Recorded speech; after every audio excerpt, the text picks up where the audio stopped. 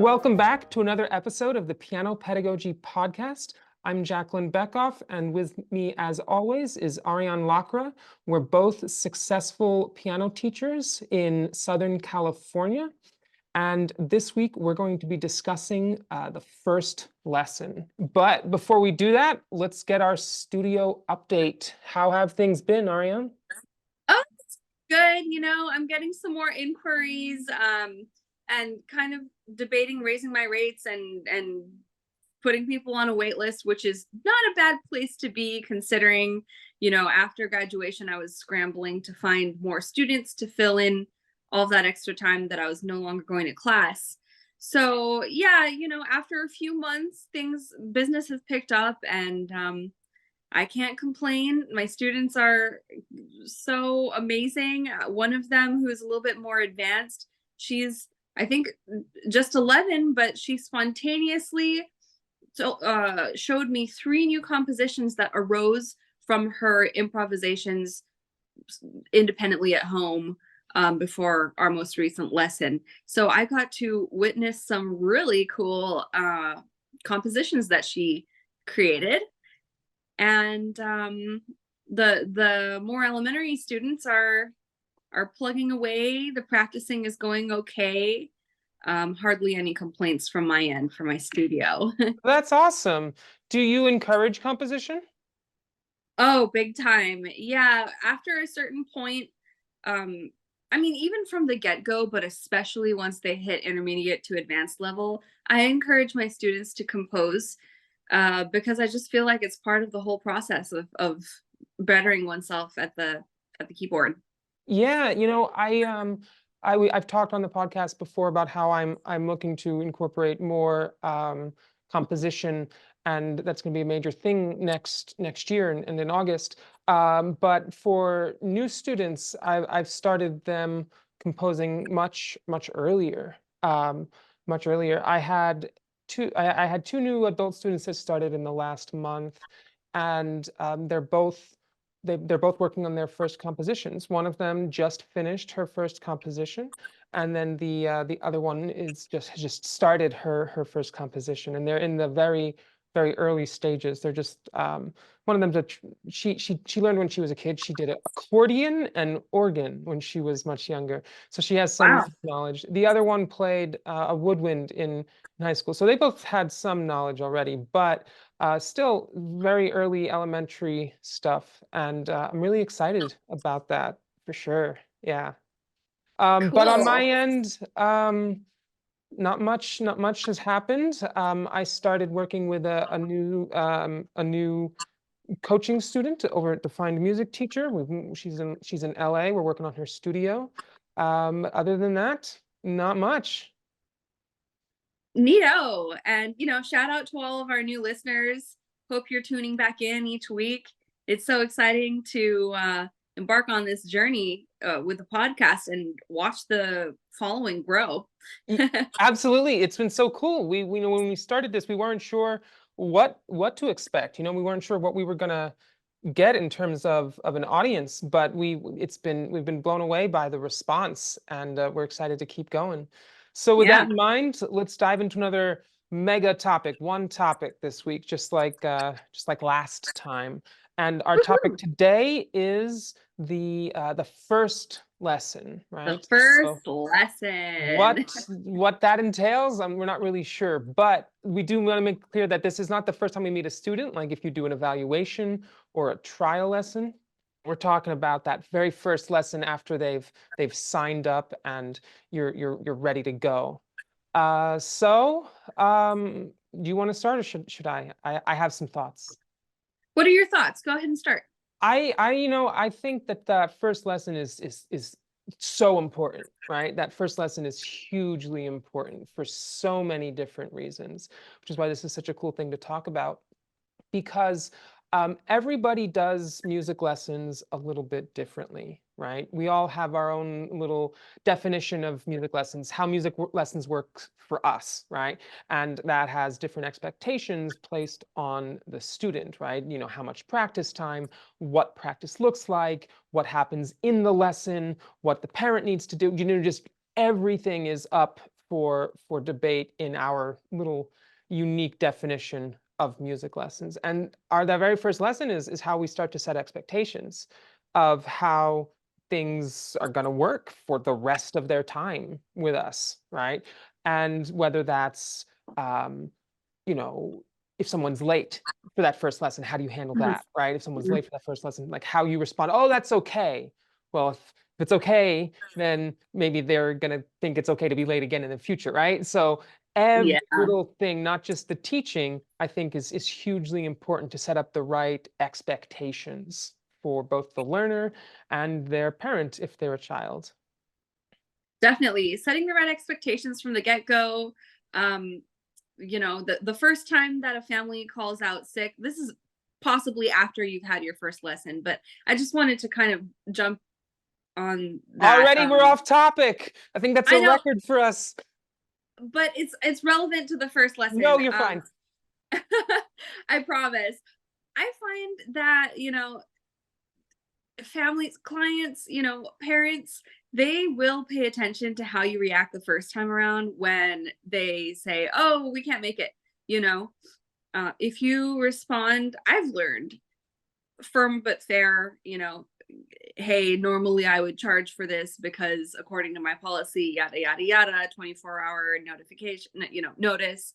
But I'm going to cut you some slack because it was your first time calling out. I find that something like that, an interaction like that, sends a message to the client, saying, hey, this teacher really does want consistent attendance. These are the expectations, and so on. So if there are cues like that, or moments or questions during the first lesson, that the client has, and you respond with something a little bit too forgiving and lax, it's just human nature for people to take advantage of that in the future. Yeah, I can totally agree with that, right? Enforcing our policies consistently from the very first time is really, really important, right? Because if it not, it shows that, in our little in the way we run our business, in our definition of how things works, that it's all up for debate, right? Like if you're lax on them being late, or if you're lax on the way you do your cancellation policy, then everything else that they've agreed to, it sends them a signal that they can push the limit on all of that, right? Yeah. So like you said, people, they don't need to be malicious in that, although certainly some people can be malicious, but it's more of a thing that, we all like to get away with whatever we can get away with, right? Yeah. I mean, those of us who've been in college know that even when we go into a class with the best of intentions, that things happen in life, and if we can get away with anything, that we'll probably take advantage of that. It's just like you said, it's human nature. So even though people aren't necessarily malicious, if we are too lax or too forgiving, it can absolutely be a sign that they're going to push on other things. And when people are a little bit more malicious, a little bit more aware that they are taking advantage, that it just makes it even worse, right? Oh, then it spirals out of control. Yeah, and I've learned over the years the hard way from being the one that was too lax, that actually people really appreciate some kind of, enforcement of the structure. No, I mean it's important for that consistency, right? It's important for that consistency. I mean, I agree with you. Over the years, as my confidence has grown, I feel like my contract grows as my confidence grows, right? And every Mhm. year, every August, there's something else that needs to get thrown in there just because of an edge case that pops up. And I tell people that when they sign my contract at the evaluation, I say that, it's very thorough, but I feel like it's just much better for all of us to be on the same page about what I expect of you and what you can expect of me, right? And Yeah. there's definitely wiggle room in what exactly needs to be put into a contract. But from working with other music teachers, I think that most people are far too lax on what's included in that document, right? Because I mean, just everything needs to be spelled out. Otherwise, people make assumptions, and maybe they didn't they're not doing it maliciously, again, right? Yeah. But they do make an assumption, and then when that assumption turns out to be incorrect, when there's a mismatch in what they feel like music lessons is and what I feel like music lessons is, I feel like, it creates a problem, right? Right. And who's to blame, really? It's not necessarily anyone's fault, but things like that happen. So it's good to catch that before it even happens, by being proactive. Yeah, and Anyway, that yeah. applies to the pedagogy for teaching as well. That applies to our Yeah. interaction with the students from the very early stages as well, right? Because, I mean, there's so many things that teachers say, I wish my students would blank, right? I wish my students would count. I wish my students would be okay with singing along. I wish my Mhm. students would have good posture. I wish my students would do these things. And if you don't wait, if you wait until 6 months into piano lessons when you're working on phrasing to get a student to sing along to that, right? Then they're going to be like, this is weird. This is not at all what Right. I've come to expect from piano lessons. Why am I singing? I hate singing, right? But if you're having them sing along with you from the very first lesson, and then you pepper it in occasionally throughout other lessons, just so that it's like, this is something that I can expect from piano lessons. Sometimes my teacher has me sing, right? And if you do that, then when you need them to sing, it will not be a battle. And that's the same thing for everything else. If they need to sit up straight, if they need to have good posture, if that's important to you as a piano teacher, then that's not something that you can afford to wait until you feel like they're ready for it, right? Because from that very first lesson, they're building a mental model, their own definition. I keep using that word. They're building their own mental model of how piano lessons works. And if piano Mhm. lessons include sitting in a certain way, and it's always included sitting in a certain way, then they're always going to sit in a certain way. But if you allow people to slouch from that first lesson, and then a month in, you're like, all right, now we need to figure out how to sit well. We need to figure out our posture. And they're going to look at Then you it's and kind be of like, like, what? what have I been doing? Why am I just hearing about this now, right? Right. And I think that knowing again how to balance that, how much do I do from the very beginning, how much is too much, what concepts should I be introducing right away, just you need to have a pretty good understanding of that, because you can certainly overload someone with just way too much from the beginning. Hmm. Oh yeah, totally. So okay, let's say that the student walks into their very first lesson, not a, consultation or an evaluation or anything, actually the first lesson, the good stuff. Um, what is the first thing that you typically do with them? The first thing that I'll do with a new student is take them over to the far side of the studio and show them the warm-up piano. I have a digital piano with a headset that I have my students use before their piano lesson starts. Depending on the length of their lesson, they either get 5, 10, or 15 minutes of warm-up time. Ooh, And it helps them be a little bit more ready for their piano lesson, because I mean, so many kids come right from school, or adults come from work, and they haven't had a chance to warm up yet, right? They haven't had a chance to even touch the piano or even think about piano all day, right? I mean, yeah, there were so many times that I would go to college and I would have not had a chance yet to play, practice, or whatever. And having the practice rooms on the third floor allowed me a chance to center myself, get in the right frame of mind, and do have a better lesson. So it not only serves as a better lesson for them, but it also serves as a buffer time when people are late. If someone yeah, has 10 minutes of warm-up time and they're 7 minutes late because they got stuck in traffic, that means that they've lost 7 minutes of their warm-up time and not 7 minutes of their time with me. So I used to have a lot of problems actually with people doing their warm-ups, right? Rather like, just choosing to come right for their piano lesson, right? And I think that a lot of that happened was because I would often be like, well, they're just in the very early stages. They don't really need to warm up, right? They don't need to use that time.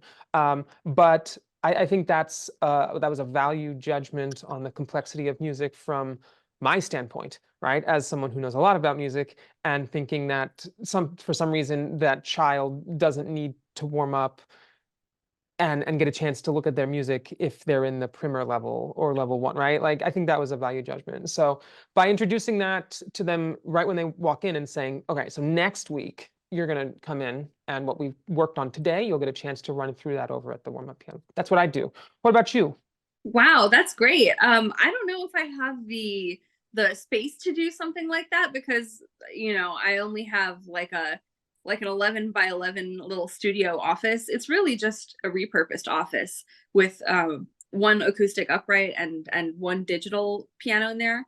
But that is something that my mentor used to do. My childhood piano teacher and mentor, who I found after going through a bunch of other teachers that were not as effective, you know, I would go to her house. She had one warm-up piano and acoustic upright upstairs in one of her guest rooms, Oh, which was just wow. a blessing. And then she would teach the actual lesson on a grand downstairs. So I would be warming up while her other student was wrapping up their lesson.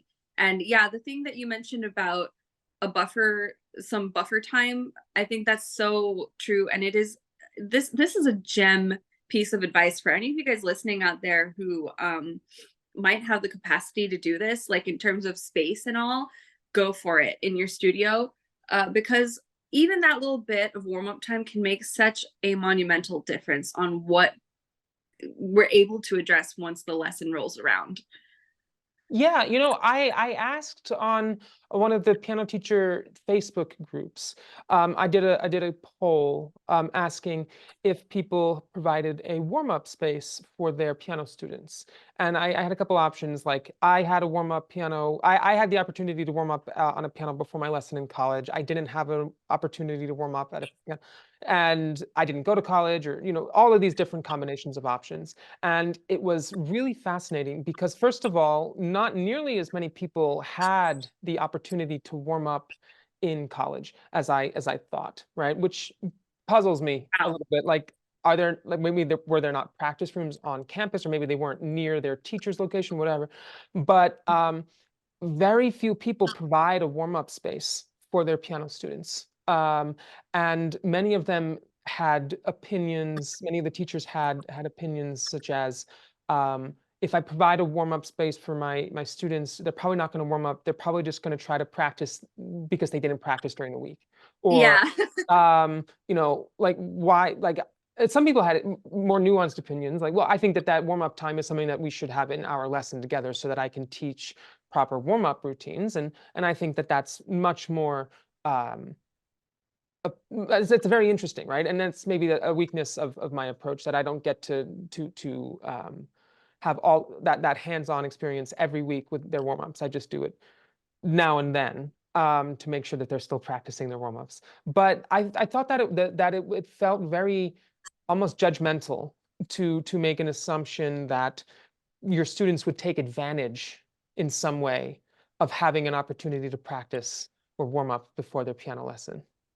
Yeah, I feel like it generally is a good rule of thumb to give your students the benefit of the doubt and to maybe, while you're introducing the client, including the parents, hopefully to this idea of the warm up room and introducing them to the space and all, just say that, just because we have this, that doesn't excuse you from practicing throughout the rest of the week. And my kind of opinion on that, because I was just the worst practicer growing up at home, is that if they're going to use your warm up room to warm up, and that's the only time all week that they practice, they probably wouldn't be practicing throughout the week anyways. Does that make sense? Yeah, absolutely. And I mean, plus, when I had that time to practice, you can't cram for a piano lesson, right? You can't successfully cram for a piano lesson. If I had all morning to practice before my piano lesson in college,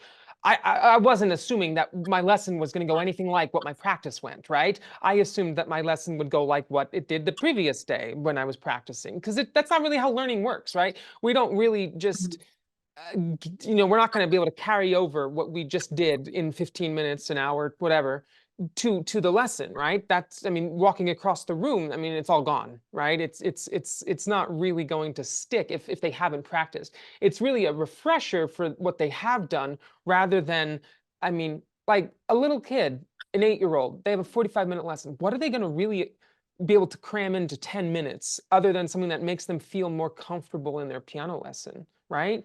Like, Mhm. I feel like it's just, you know, there's other underlying problems in someone's studio if they don't want to offer this amenity for their students because they think it'll be taken advantage of, right? I mean, I want them to take advantage of it. I want them to have that opportunity. And if maybe they haven't practiced a lot that week, maybe it was a rough week. If this is the one time that they're going to get a chance to practice, then who am I to turn them down on that? It's going to be it'll make for a better lesson, and that benefits me. Yeah. It benefits them, and I don't know. It's like a harm reduction style approach. And I think we need those. And any opportunity that you can supply someone will help them flourish, no matter what. Any Yeah, added facilities will improve the outcome in the long run. So I think it's a wonderful thing if you're able to do it. absolutely. Yeah. But since you don't have that warm-up piano, what is the first thing you usually do when you have a new student come in for their Well, lesson?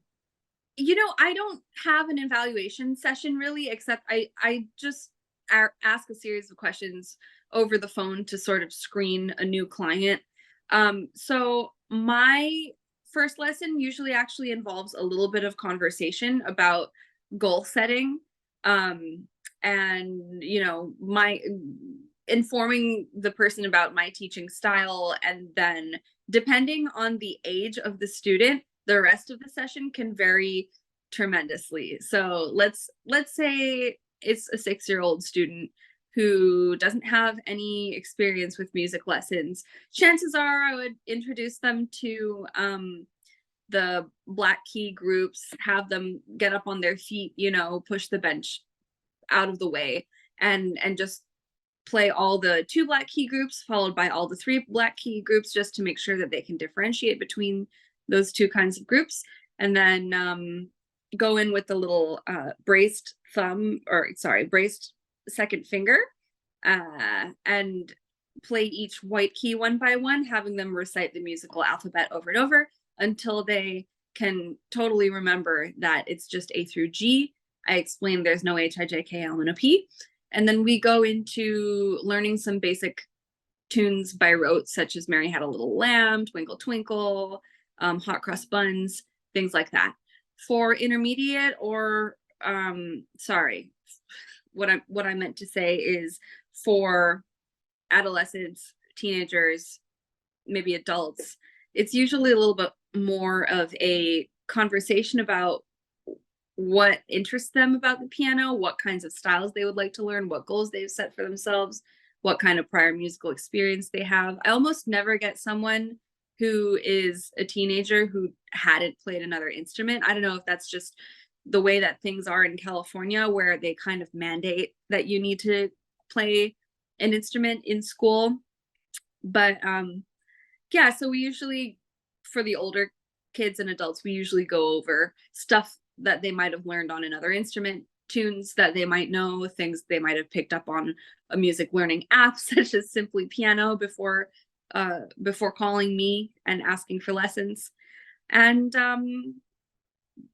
yeah, it's the first lesson is pretty structured the younger the student is for me, but pretty unstructured the older the student is, I find. Gotcha. Yeah. So what you're talking about, I mean, it sounds a lot like, well, like the very first time that you meet the student, right? Because that's what it is, right? Yeah. This is, so do you take so you'll take a student on and accept a tuition payment from them sight unseen? Yeah. Okay.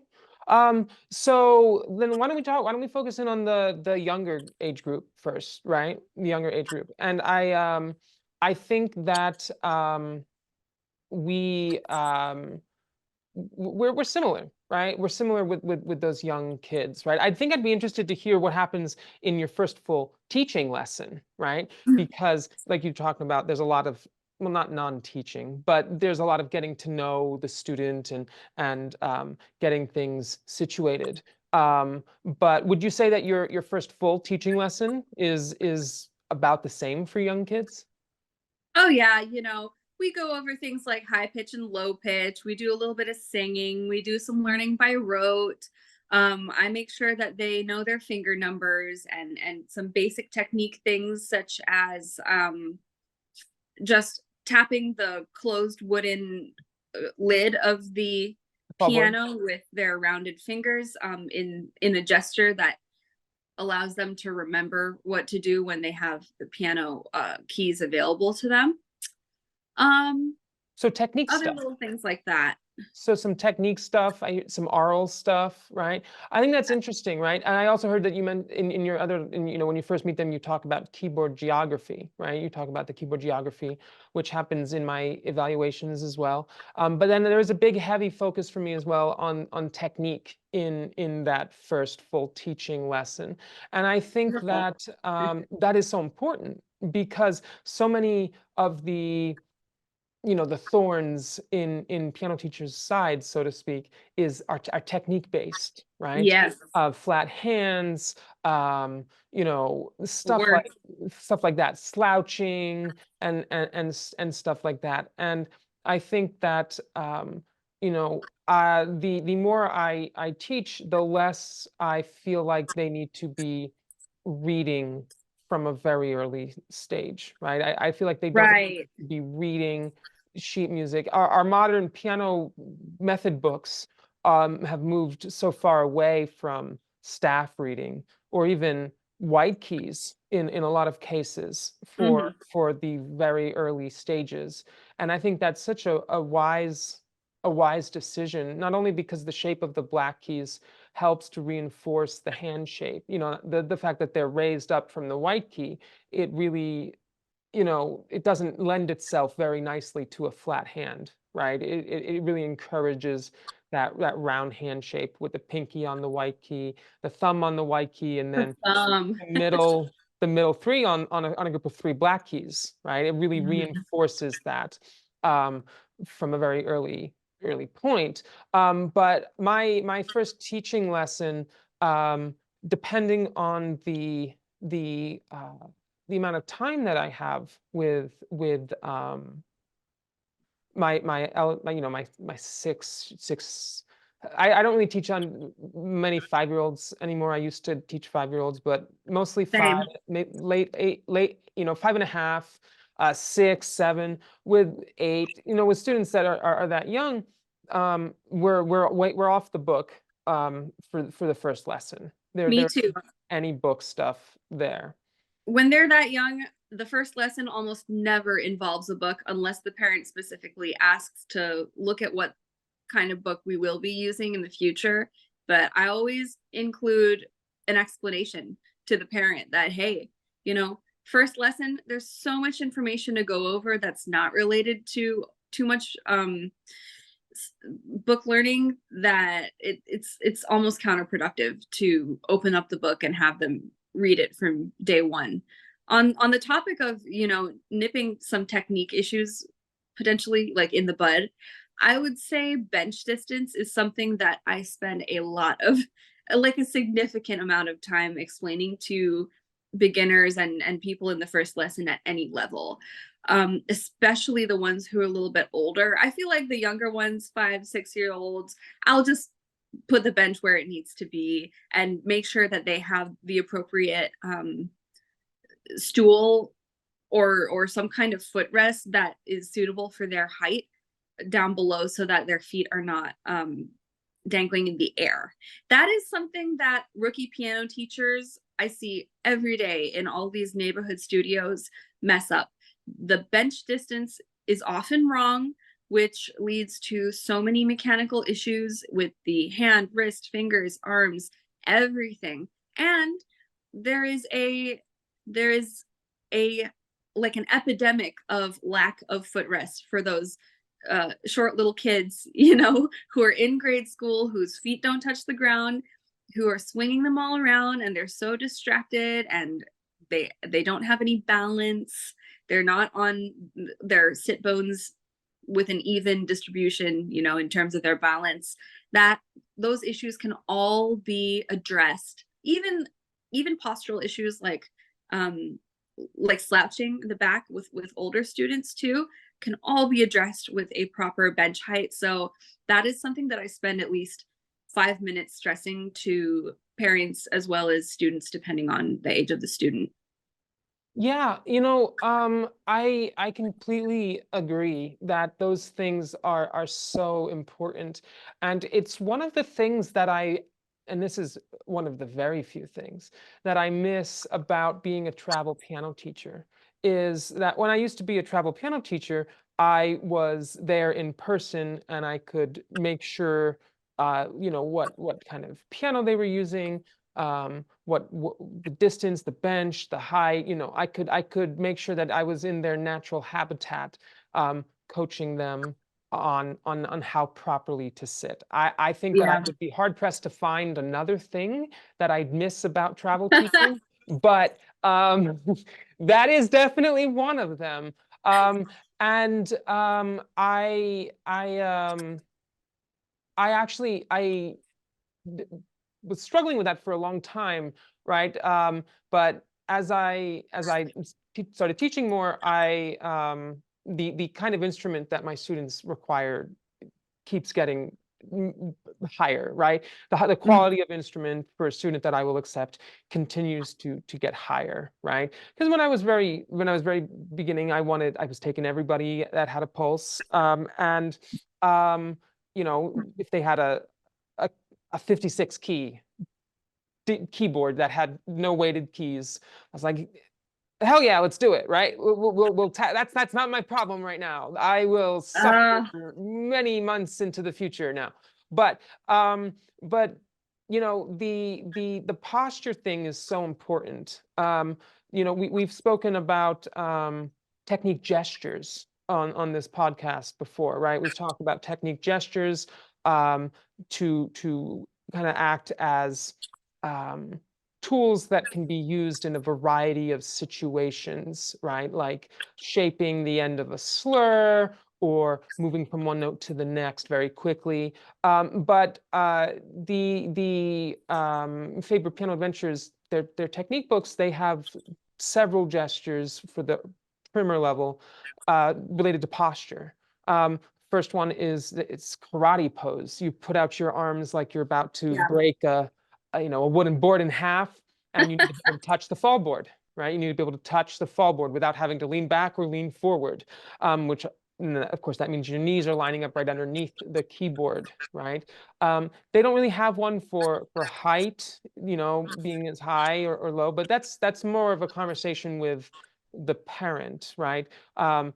Make sure that your child has, a level arm, and that it's not going up like this or down like this. It should be level and then come up to the shoulder at about a 90 degree angle, right? There shouldn't be this slope that says they're too high, and there shouldn't be this, because that means, sorry for those listening, there shouldn't be a big drop at the wrist, because it means they're too low. And that's one of the few ways that a child can hurt themselves while playing the piano.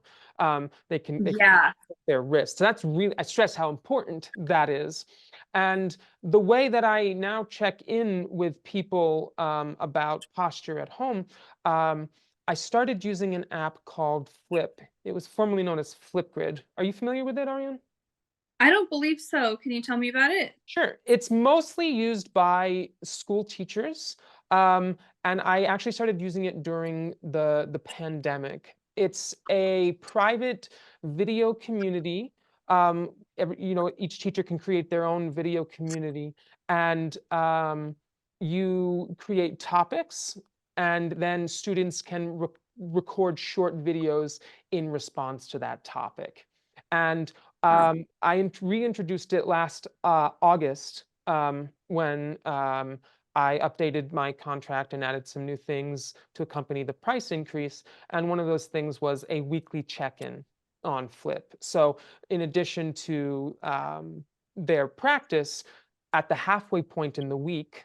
So if their lesson's on Sunday, by Wednesday night, they need to submit a video. And each week they have a different assignment. And sometimes it's to explain a theory concept. Sometimes it's to play a challenging section in their piece so that I can give them the thumbs up on whether they're playing it correctly or whether there's a mistake. But always, for new piano students, it is always show me your karate pose and demonstrate how high or low, like it's show me your posture, right? The language is different for adults and older children, but for little kids, it's show me your karate pose. And I instruct the parent to take the video from the side so that I can see their height, I can see their arm alignment, and that's always the first thing. It also helps to identify if someone wasn't entirely honest with me about what kind of instrument they have at home. It helps to identify, the location of an instrument, because I used to have a student that I eventually found out was practicing in the garage and didn't very much enjoy practicing in the summer, in the desert, in Oh my 100 degrees. gosh. And that's also not good for the instrument, right? So it helps to extend my reach outside of my studio and into their private space, their practice space. And that's one of the ways that I help to take note of their posture at home. And that's why I don't miss being, well, one of the many reasons that I don't miss being a travel teacher.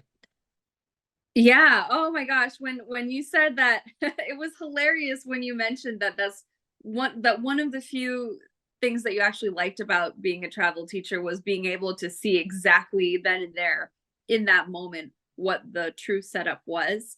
I find that, texting the parents, text is my main mode of communication, seems to work pretty well for most of the parents. If I text them, hey, could you send me a quick picture of your piano setup? I get to see whether they have a little 61 key Casio with no weighted keys. I also get to see if they're using an actual bench. Believe it or not, during the pandemic, I got to have so much insight into the fact that a lot of my students were just using desk chairs and computer chairs and sometimes even like armchairs to practice on keyboards that were perched somewhat haphazardly on things like desks. So it was totally the wrong height, way too high keyboard paired with a way too low elbow, which means that like you were saying, the wrist was much higher than the elbow, which could cause so many sources of tension. Yeah, there's nothing that irks me more than issues like these. And so part of the first lesson, if they come to you, is it is critical to arm yourself with that knowledge of the student's at-home setup. And there have been some cases where I just lend out certain things that I happen to have on hand. Like if somebody doesn't have a stand for their little keyboard, I'll say, oh, I have an extra stand. I'll give it to them. Or I'll find some things on OfferUp sometimes that are going for super, super cheap. That way it's just a quick fix, and the parents are grateful for the freebies. So it's kind of a win-win that way. And then things like bench and having a footrest, again, so critical for all of the rookie teachers out there listening. Please, please, please make sure that the student's forearm, no matter how tiny they are or how tall they are, is suitably horizontal while they play and not at an angle. Absolutely. You should, as a teacher, if you don't already, you absolutely need an adjustable bench. You absolutely need an adjustable piano bench, one that goes up and down. I have a duet piano bench. It is the longest piano bench I am able to get at a reasonable price. There's the only ones that happen to be longer are these Jansen artist benches, which are made out of real wood. They're handmade and they're like $1,500. So And it's not, maybe someday, but I found I think it was like $250 off of Amazon, and it's not made out of real wood, but it is, I mean, it almost is the entire length of the piano. It's like Mhm. maybe 2 feet shy of being the entire length of the piano. And it has a massive amount of up and down. It can go almost up to the keys and be at a level that is still comfortable for, someone who's 6 feet tall to sit at. Wow. And I always make a big point of doing that. And one of the things that I do sometimes, if I want to test a student, I don't do this in the very beginning, but if I want to test a student, maybe they've been with me for a couple of months, I will, before their lesson, I will make the bench way too tall, way too short, way too close, way too far. I will make the bench really bad in one way or another, right? And if they just sit down and just suffer through it, we then have a conversation about how, this is incredibly important. And, let's remind ourselves of the ways that we have to adjust the bench, right? Because they'll just shove their tiny little legs right underneath. Because I'll make the bench like almost as tall as the piano, and then they'll try to shove their legs underneath the piano, Yeah. and they look like the Michelin Man, right? And but it's I don't, first of all, I don't do this as a practical joke. I do this for legitimate pedagogical purposes, and I don't do this to new students. All right, I don't. This is not something I do at the very first lesson. Okay. Not something that I do at the very first lesson, I was unless gonna say. perhaps at an evaluation for a transfer student, I'm curious. And if they sit Mm. down and they're trying to shove themselves in there, I'll say, maybe we need to adjust the bench, right? Perhaps we need to adjust the bench. I won't make them suffer through it. But absolutely, the height is super important, and you need to be able to clearly demonstrate that in a professional and technically sound way. And cushions set a bad precedent, because it tells us that just at home, then they can just get cushions, right? Or Oh, you don't yeah. want to set up this expectation that a quick fix is appropriate. So you need to have something that is equally good for all of your students, regardless of what height they are at. And for adults, sometimes you have to have the opposite conversation than the one you have with children, right? You seem like you're too close to the piano, right? You seem like you're Oh, too always. tall. Let's move you back. Let's Yeah. lower the bench, right?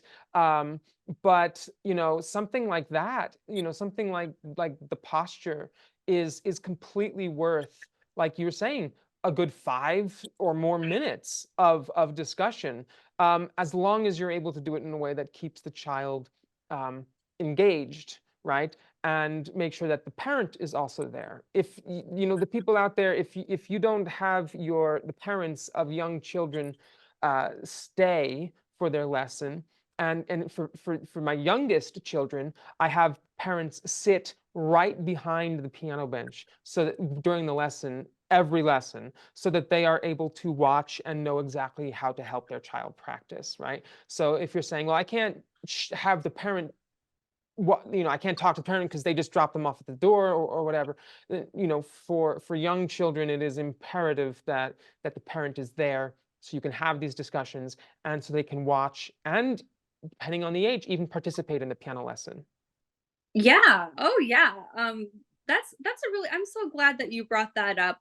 I think it is so hilarious. I would love to try that thing that you mentioned that you do with adjusting the bench so much once you're beyond the first lesson with new students who are just beginning in piano. Um, Having the parent in the room for the first few weeks, if the student is, in elementary school, or at the very least if they're a first and second grader, or kindergartner, third grader maybe, um first lesson non-negotiable. I feel like the parent has to be there. There have been times when you know a family signs up for piano lessons for the very first time. They meet me for the very first time, and then they say, all right, I'll wait outside. And I just have to be like, no, no, no, no, you got to come in, please, and And usually they're like, oh, usually the parents have a really great reaction to that, because it shows that I'm encouraging their involvement. I think some parents sometimes are afraid to overstep their boundaries. They don't know what to expect. Is it like a doctor's appointment style type of thing? um but this is a piano lesson, sorry, my battery.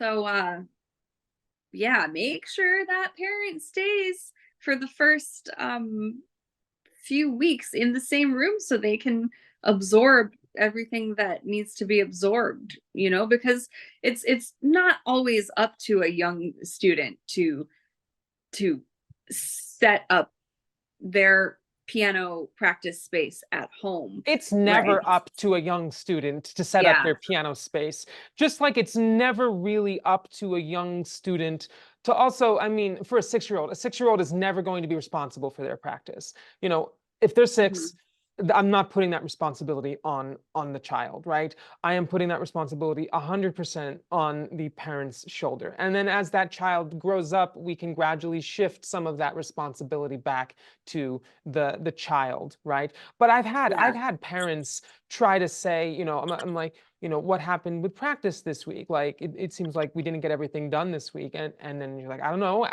Ask Julian. I'm like, your son is 6 years old. Like, I know.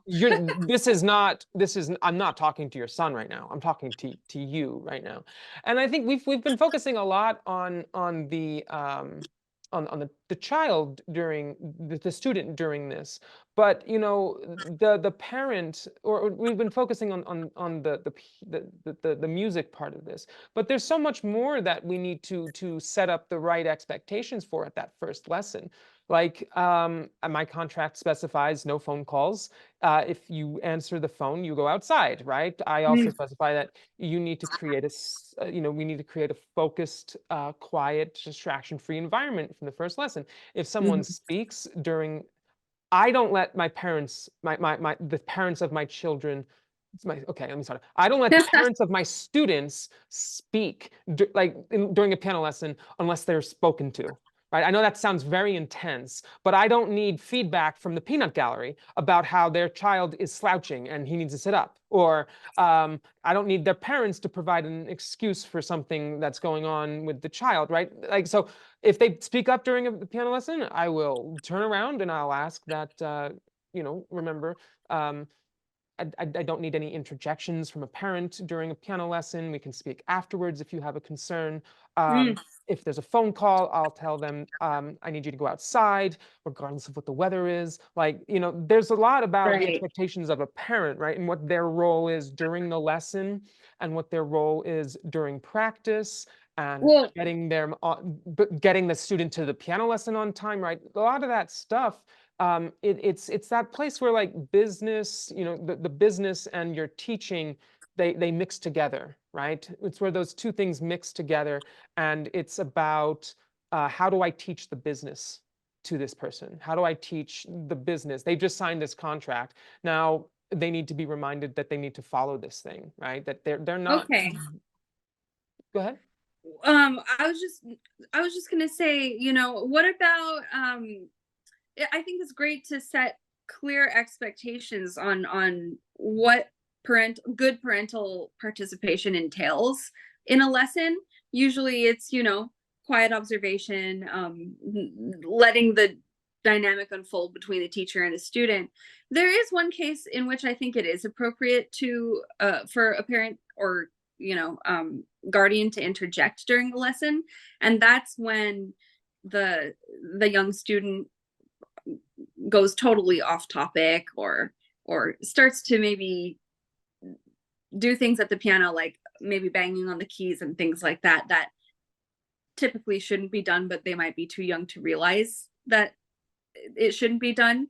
In that case, I totally appreciate a parent from the sidelines going, Johnny, or something like that. Yeah, I can definitely see the value in that. I think that my very extremist view on this subject has been informed, by a very bad, interaction that I had with one overly, we'll say, enthusiastic mother, in relation to policing her daughter's um, behavior during a piano lesson. And Mm. this mom was super intense. I'm going to go off topic here and tell this story because it is bananas. This story is that there was these two twins. There were these two twins, and they were like, I don't know, maybe 7 or 8 years old. And I noticed that when I first met them, at that point I wasn't doing evaluations. I call them free trial lessons instead of now I do a paid evaluation. But during the free trial lesson, a you know, I noticed that they didn't like talk unless their mom like nodded at them. Like they seemed to have a very, very tight leash on her children. And I made a mental note that that was kind of odd, but I wasn't, it wasn't cause to not have them as a piano student. But I noticed that after I introduced the concept of how students need to, how she needs to sit up straight, how she needs to have good posture, that whenever the mom noticed that that wasn't happening, she would jump. She would just like jump on top of it, and she would call out from the couch that at that point had a very good view of the piano, and she would say, remind her children. I'm not going to say the names. She would remind her children to sit up straight, right? And it got to the point that I no longer had their children's, the students' full attention, because their Right. attention was on their mom, because they wanted to make sure that they weren't doing something that they were going to get in trouble from their mom about, right? Yeah, I've And had that too. I have a client. I used to many, many years ago teach a client like that also. In which it case, sometimes after the first couple of weeks, you just say, "Hey, let's try something a little bit more independent. Maybe it'll be effective if we do XYZ. Let's give it a try." it culminated in the twin that wasn't having her lesson at the time. She was sitting on a couch doing homework, and the mom, I noticed that she was, she told that her daughter was slouching on the couch, not during her piano lesson, and she got busted for that. It culminated in her making the girl stand up for the rest of her sister's piano lesson. Oh, wow. Yeah, really uncomfortable. Just supremely uncomfortable. But Ugh. I mean, I talked to her, and I said, just, when they're on the bench, your kids are my responsibility, and it's not Yeah. helpful. It's not beneficial. I understand that you're trying to help, but it's not beneficial for you to be calling out, a reminder about posture, because the posture is something that I've definitely noticed, but it's not productive, in my judgment, at that time Okay. to remind the student about it, right? It's Yeah. not beneficial. Your daughter is in the middle of playing a piece, and you disrupted that, right? You distracted her from it, and there was no reason for us to remind her about that at that time. It was bad teaching, and that makes sense because you're not the piano teacher here. I am the piano teacher. So you hired me to teach your children. Let me do my job. Um, so I take a pretty extremist stance on parental involvement in the piano lesson, because it just, like, the distraction of them whipping their head around to listen to what their parent is saying instead of having their attention on the piano and on me is just, it's never been productive for me. I always say that if there's an issue in the lesson that requires your intervention, such as a behavioral concern, I will be sure to ask for your input if it's necessary. Right. Yeah. Wow. Well, lucky for us, those cases are one in a million, right? Or maybe one in 100, something like that. Definitely not typical, but we don't make our policies around the best case scenario, right? We don't enforce, we don't write attendance Yeah. policies, we don't write payment policies, we don't write any of our policies based on the ideal case, because if it always Exactly. was ideal, we would never need these policies. You ever look over a contract, whether you're just working with, whether you're a client working with a professional in a different field or whatever, and you see something in the contract, some clause that you know for sure was just like, oh, they put that clause in there after dealing with someone, you know. It happens. And that's for those of us listening at home, I think a good takeaway here is that if you can have some sort of screening process or evaluation, and if it is in person, then definitely check to see what the dynamic is like, maybe between family members, in order for you to make, if you can afford to, you know, make a discretionary call on whether you're willing to work with a client who could potentially cause some disruptions in classes like that. You can make that call. Like you could reserve the right to refuse service to anyone, as that famous phrase says. You know, so that could be one nice perk of having a more extensive screening process before you agree to take on a new student to work with, because it happens. You know, we've all had clients where you know, either a stern conversation didn't really change the dynamic, or just you had to resort to other means, or just throw your hands up in the air and say, hey, I can't teach anymore, because it just escalated that much. And it's a shame that that has to happen, but it does happen. And you know, it's part of the business. So it's not as glamorous. We don't talk about it as much, but it does exist. And so I'm glad that you brought attention to it today, because I feel like it's somewhat taboo in the piano teacher community to bring up specific instances like that, but it also shatters this misconception that things like this are rare.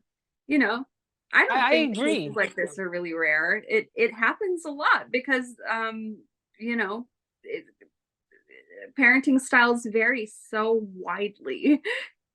Yeah, you know, I think that it's important for us to talk about the uncomfortable subjects and when things don't go well, right? Like, you know, you don't often hear piano teachers discuss when they are not succeeding, right, at something, when Mhm. they're failing to teach a concept well, when they're having difficulties getting students, when they're having difficulties with anything. We don't often like to expose the what we perceive as our weaknesses, right? And Yeah. that sets this up here, that it's very difficult to get support, because it's very easy to feel like you're alone, right? And Yeah.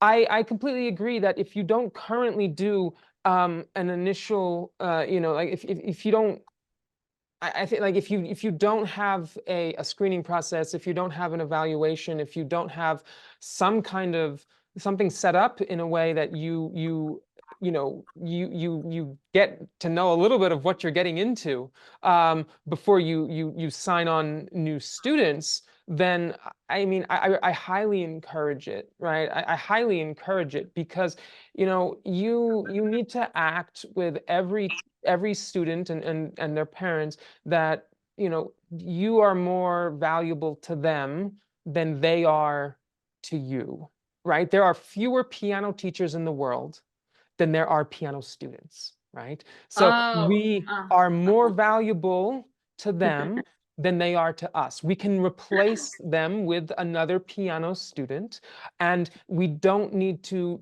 take, you know, disrespect. We don't need to take things that are against what we think piano lessons should be, right?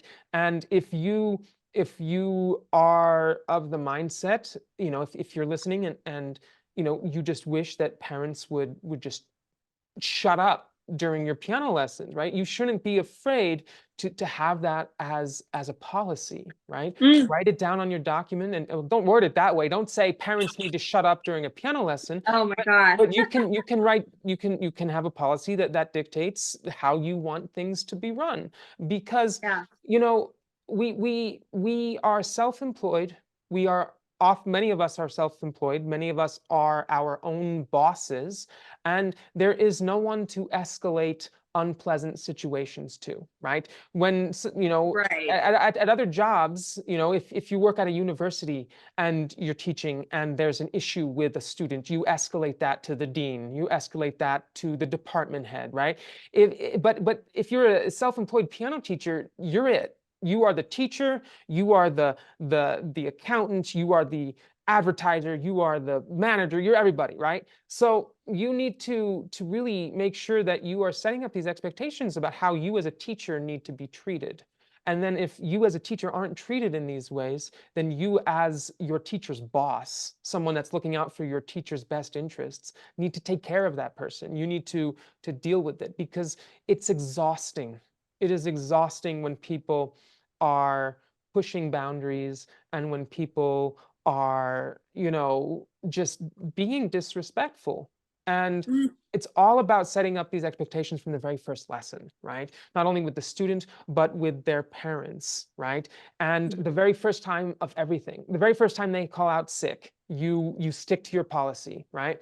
The very first time they're late to a lesson, you stick to your policy, right? The very first time everything happens, you got to stick to your policy. Otherwise, they're going to think that it's all up for debate, right? Yeah, and the And policy takes all the guesswork out of it too. Like you don't have to expend too much mental energy to bring up something that's already written in stone that they agreed to. So or absolutely. Yeah, assuming you you have don't a need to do the contract. work. You don't need you don't need to make a judgment every time Yeah. something happens and decide, how am I going to handle this? That decision's already been made for you. It's already written down. They've already agreed to it. You both know how you're going to react to this situation, and you don't have to make that judgment call. You don't have to say, like, well, in this situation, I can't give you a makeup credit. You have to say, the policy is this. It's not you making this decision. It's the policy making Mm. the decision. And then you get to shift that blame a little bit. You get to shift the blame away from a decision you're making in the moment, and you shift it towards this thing they already agreed that they were going to respect. Yeah, and a really interesting thing too is like I can't tell you how many different schools I've taught piano at before finally settling on my own personal studio. And almost every single employer that I ever had, especially the ones who are piano pedagogues themselves, would give me the same piece of advice. Especially one very memorable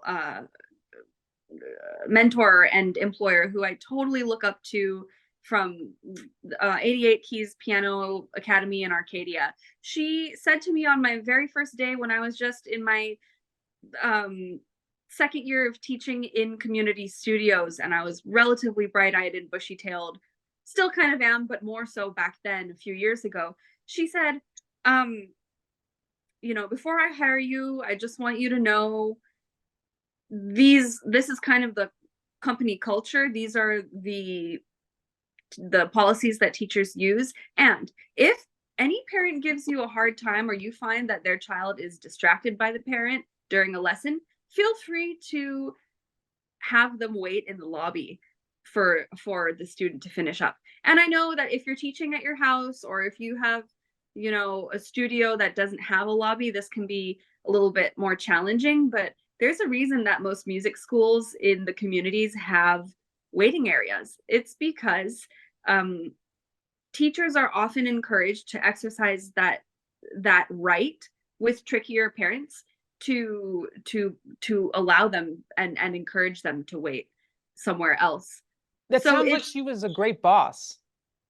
oh my gosh, she was a gem of a boss. I usually wouldn't say, "Oh, I love my boss," Who says that? But I learned so much from her, and she was firm but fair.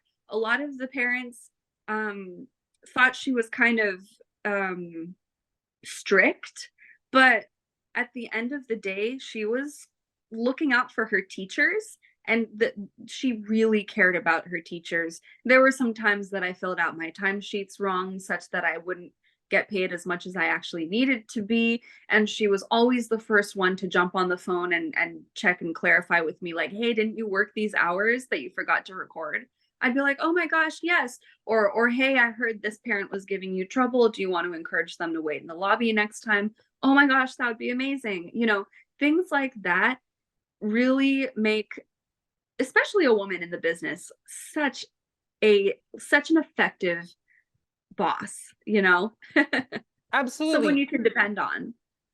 I think you've brought up a really good point, right? For those people who maybe you've had jobs in other people's studios, or maybe you haven't, right? When you are teaching, right? You if you were teaching for someone else and you have a problem, you can imagine there'd be a certain way you would want your boss to respond to that problem, right? Mhm. Like if someone is yelling at you. I mean, I don't know if that's ever Like happened a to you, client. Ariane, but I've had people yell at me. Thank Um, goodness. No, thank goodness it's never happened. But that's because I can sort of, especially in the early stages of my career, I was kind of a people pleaser. So I made sure that no one yelled at me. I was initially a people pleaser because you're worried about losing students, you're worried about people Yeah. taking their business elsewhere, and then as I started to shift towards the more the ideology I have now, the confidence that I have now, and set down boundaries with people that I had as students before I started putting down these boundaries. Mhm. People started having trouble respecting those boundaries. But regardless, if there's ever a situation and you're like, where you are upset with how you are being treated in this situation by a student, by a parent, by anything, whether it's money related or practice related or anything, right? You can imagine if you've had a good boss, there'd be a certain way you would expect them to respond to that Mhm. situation, right? And Mhm. if you haven't had a good boss, then you can imagine, well, like I would want a boss to respond this way.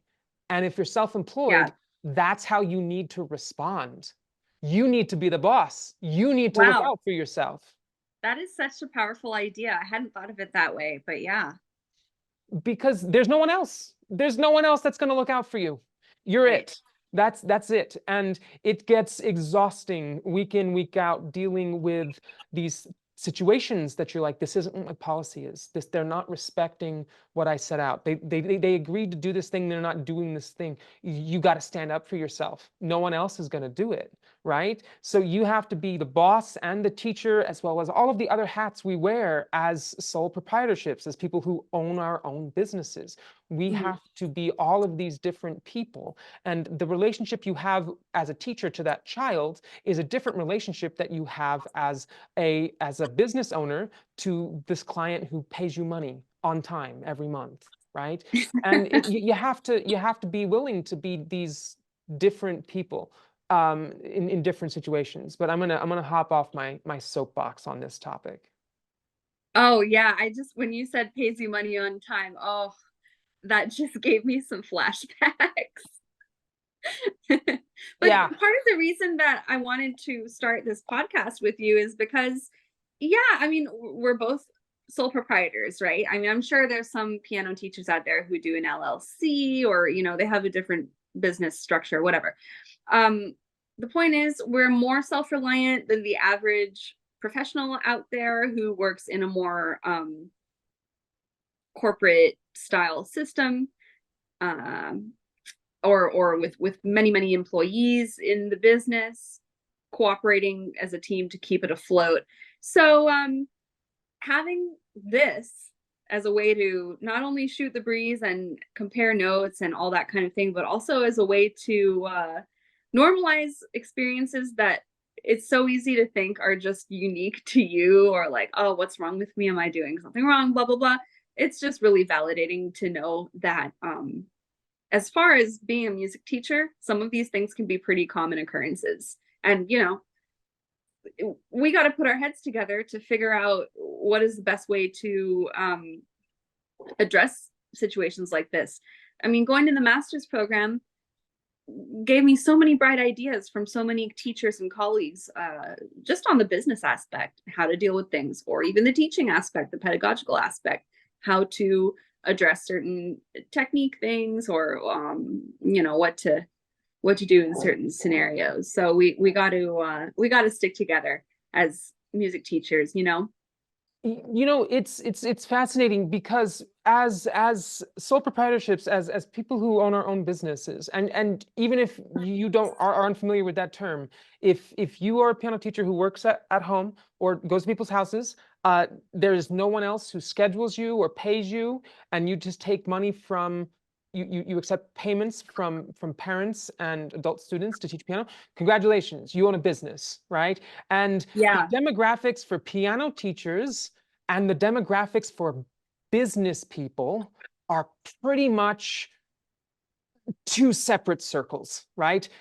Business people are very overwhelmingly men, unfortunately, right? If you look at CEOs, most of them are men. If you look at people who run businesses, managers, the demographics are not equal.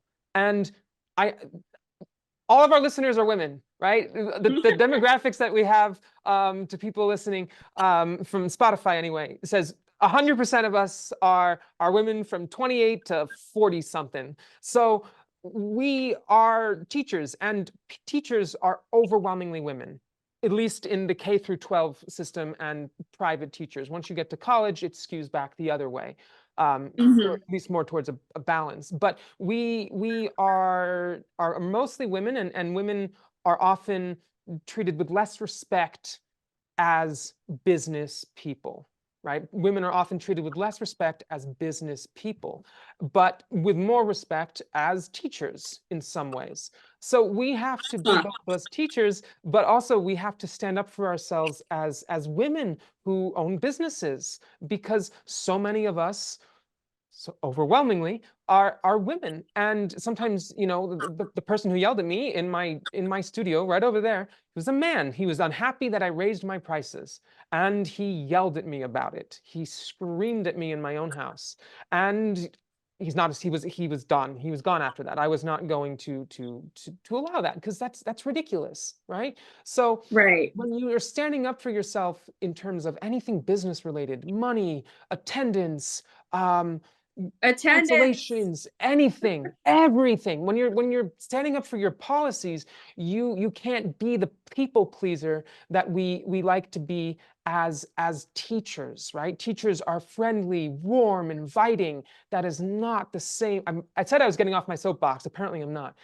Teachers are warm and inviting and friendly, but people who collect payments from people cannot be those same things all the time. We can be warm, inviting, and friendly when we're being paid on time, but we have to be more firm when it comes to enforcing our policies. But Interesting. and that all starts with the first lesson. See, I brought it back.